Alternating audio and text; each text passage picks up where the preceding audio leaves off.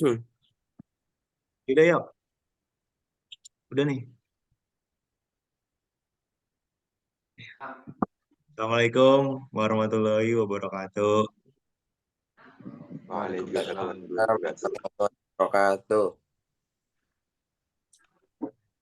Udah yuk. Kenalkan, nama saya Muhammad Rayhan Firmansyah dari Teknik Mesin. Perkenalkan, nama saya Muhammad Najib Al-Kafi dari Teknik Mesin. Perkenalkan, nama saya Torik Atalaisya dari Teknik Mesin. Kenalkan, nama saya Novada Harisandi dari Teknik Mesin.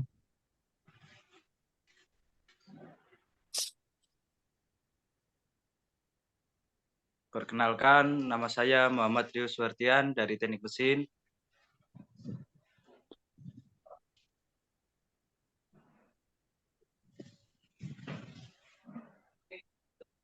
Perkenalkan, nama saya Gas Kamilita Sahrani dari Teknik Mesin. Perkenalkan, nama saya Ibnu Afkarizi dari Teknik Mesin.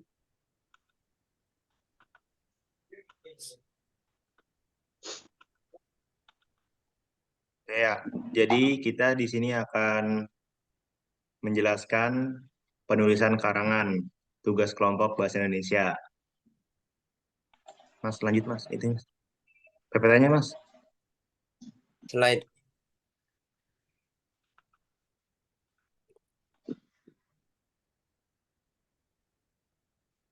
Ya, jadi di sini ada daftar isinya, pengertian karangan, terus ada penggolongan karangan menurut bobot isinya, penggolongan karangan menurut cara penyajiannya. Nah, sebelum merumuskan pengertian karangan, perlu dipahami terlebih dahulu makna kata mengarang. Sebab dari kegiatan yang disebut mengarang, itulah dihasilkan suatu karangan. Mengarang berarti artinya menyusun atau merangkai. Pada awalnya, kata merangkai tidak berkaitan dengan kegiatan menulis. Cakupan makna kata merangkai mula-mula terbatas pada pekerjaan yang berhubungan dengan benda konkret, seperti merangkai bunga atau merangkai benda lain.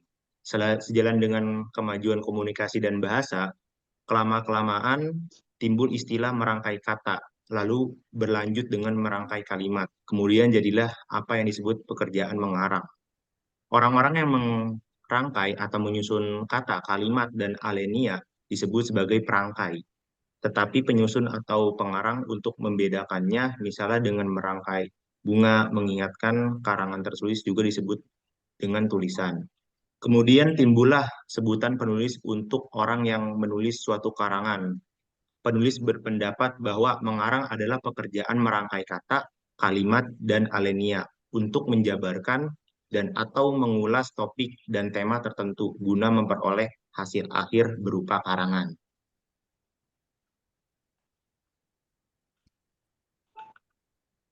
Gitu, Mas. Pengertian karangan, adapun pengertian karangan adalah hasil penjabaran suatu gagasan secara resmi dan teratur tentang suatu topik atau pokok bahasan. Setiap karangan yang ideal pada prinsipnya merupakan uraian yang lebih tinggi atau lebih luas dari alenia.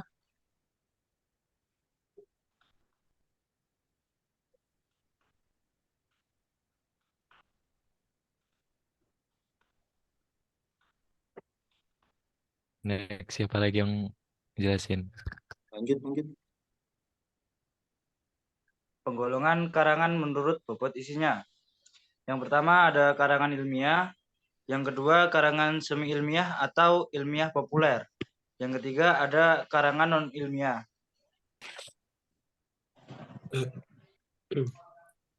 Yang tergolong ke dalam karangan ilmiah antara lain kayak laporan, makalah, skripsi, tesis, disertasi. Sementara yang tergolong ke dalam karangan semi ilmiah antara lain artikel, editorial, opini, future, tips, reportase, dan yang tergolong ke dalam karangan non ilmiah antara lain anekdot, dongeng, hikayat, cerpen, cerber, novel, roman, puisi, dan naskah drama.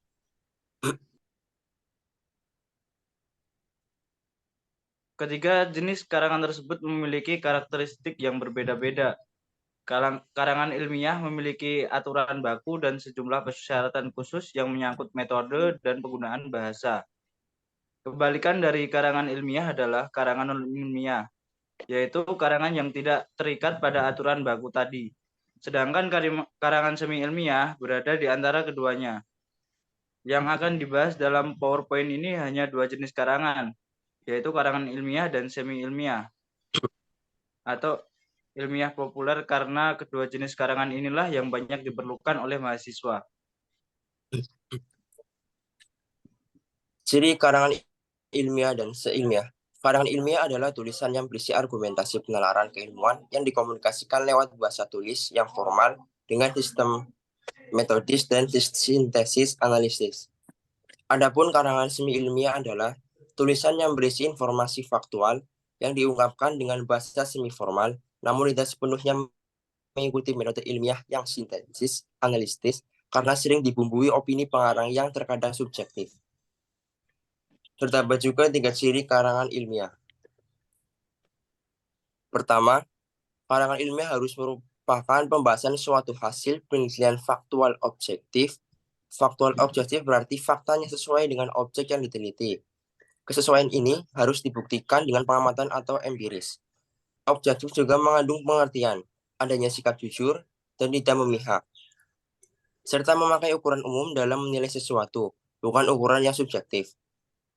Yang kedua, tulis ilmiah bersifat metodis dan sistematis. Artinya, dalam pembahasan digunakan metode atau cara tertentu dengan langkah-langkah yang teratur. Yang terakhir atau ketiga, dalam pembahasannya tulisan ilmiah menggunakan laras ilmiah. Laras ilmiah harus baku dan formal.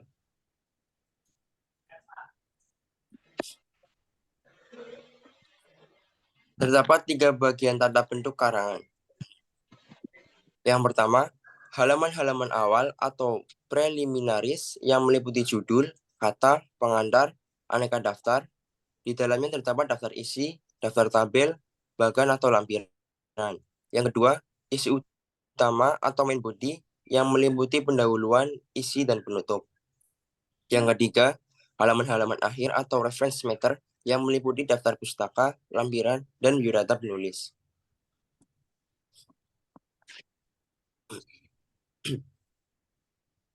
Penggolongan karya menurut cara penyajian dan tujuan penyampaian. 1. Deskripsi, 2. Narasi, 3.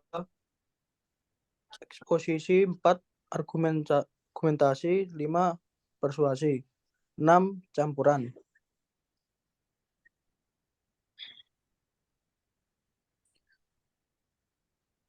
Karangan yang dapat berdiri sendiri sebagai karangan lengkap adalah narasi, eksposisi, dan persuasi. Sedangkan deskripsi dan argumentasi dipakai untuk melengkapi atau menjadi bagian karangan lain. Karangan ilmiah yang umumnya berupa argumentasi dan eksposisi sering ditunjukkan oleh deskripsi, sehingga karangan ilmiah itu campuran dari 2 jenis karangan.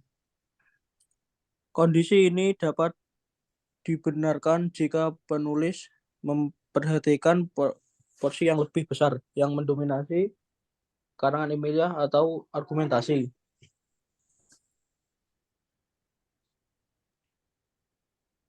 Karangan deskripsi berasal dari bahasa Inggris description yang berhubungan dengan kata kerja to describe. Dilukis dengan bahasa.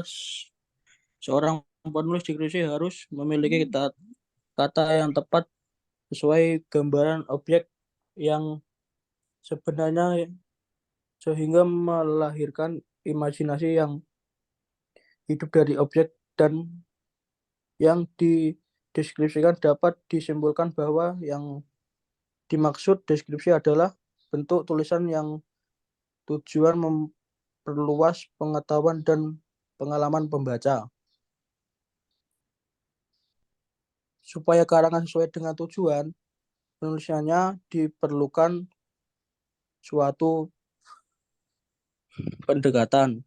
Pendekatan realistis. Penulis dituntut bersikap seperti sebuah kamera yang mampu membuat detail rincian secara orisinil dan harus bisa dirasakan oleh pembaca. Pendekatan impresionistis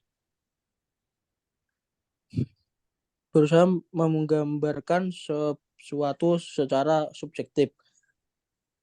Pendekatan ini dimaksud agar penulis bebas dalam memberi pandangan terhadap bagian yang dilihat, dirasakan, atau dinikmati. Oke, yang kedua adalah karangan narasi. Nah, karangan narasi itu artinya itu bercerita. Nah, karangan narasi itu adalah suatu bentuk tulisan yang berusaha menciptakan, mengisahkan, merangkaikan tindak tanduk perbuatan manusia dalam sebuah peristiwa secara kronologis atau yang berlangsung dalam suatu kesatuan waktu. Nah, sifat karangan narasi ini ada dua. Yang pertama, narasi ekspositoris atau narasi faktual. Narasi yang bertujuan untuk memberi informasi kepada pembaca agar pengetahuannya itu bertambah luas. Contohnya, kayak kisah perjalanan, autobiografi, kisah perampokan, dan cerita tentang peristiwa pembunuhan. Nah, sifat narasi yang kedua itu adalah narasi sugestif atau narasi berplot, yaitu narasi yang mampu menimbulkan daya khayal, contohnya novel atau cerpen. Next. Untuk karangan eksposisi yang ketiga, kata eksposisi yang dapat dipungut dari kata bahasa Inggris, exposition, sebenarnya berasal dari kata bahasa Latin yang berarti membuka atau memulai. Karangan eksposisi merupakan wacana yang bertujuan untuk memberitahu, mengupas, menguraikan, atau menerangkan sesuatu. Dalam karangan eksposisi, masalah yang dikomunikasikan terutama adalah pemberitahuan atau informasi. Hasil karangan eksposisi yang berupa informasi dapat kita baca sehari-hari di dalam media massa. Melalui media massa, berita diekspos atau dipaparkan dengan tujuan memperluas pandangan dan pengetahuan pembaca. Pembaca tidak dipaksa untuk menerima pendapat penulis, tetapi setiap pembaca sekadar diberitahu bahwa ada orang yang berpendapat demikian. Mengingat karangannya bersifat memaparkan sesuatu, eksposisi juga dapat disebut karangan paparan. Next. Yang keempat adalah karangan argumentasi. Nah, karangan argumentasi itu adalah jenis tulisan yang bertujuan untuk menyajikan dan mendukung pendapat penulis tentang suatu isu atau topik tertentu. Tujuan utamanya ini adalah untuk meyakinkan si pembaca agar menerima atau mengambil suatu doktrin, sikap, dan tingkah laku tertentu. Artinya kayak si pembaca ini setuju dengan pendapat si penulis dari karangan tersebut. Nah, untuk ciri-cirinya itu yang pertama mengemukakan alasan atau bantahan sedemikian rupa dengan tujuan mempengaruhi keyakinan pembaca agar menyetujuinya. Yang kedua, mengusahakan pemecahan suatu masalah. Dan yang terakhir, mendiskusikan suatu persoalan tanpa perlu mencapai satu penyelesaian. Next.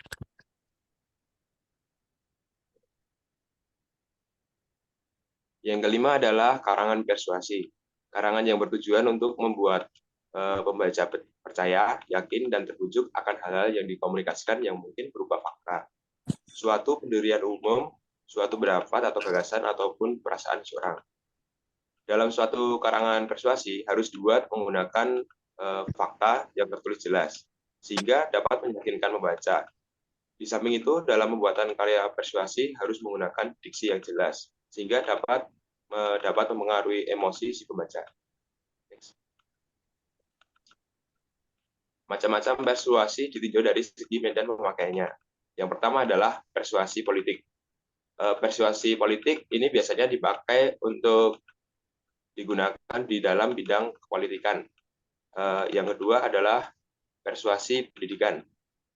Persuasi pendidikan dipakai oleh orang-orang yang berkecimpung dalam bidang pendidikan dan digunakan untuk mencapai tujuan-tujuan pendidikan. Yang ketiga ada persuasi advertensi atau pengiklanan. Persuasi iklan dimanfaatkan terutama dalam dunia usaha untuk memperkenalkan suatu barang atau bentuk jasa tertentu.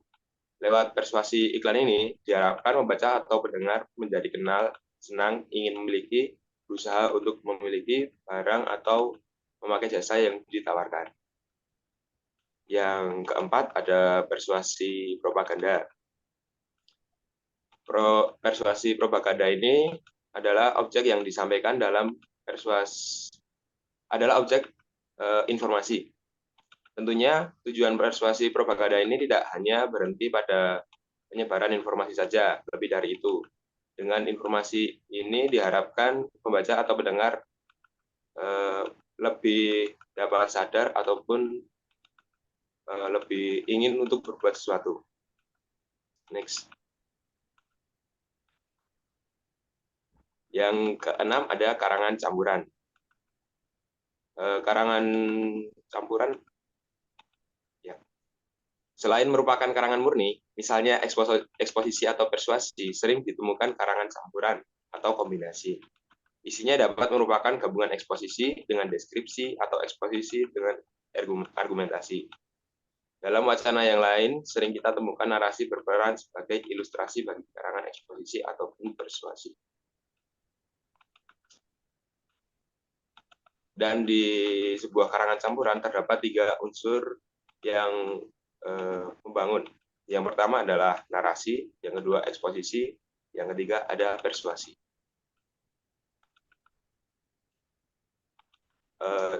Sekian yang dapat kami sampaikan. Kurang lebihnya kami mohon maaf. Terima kasih.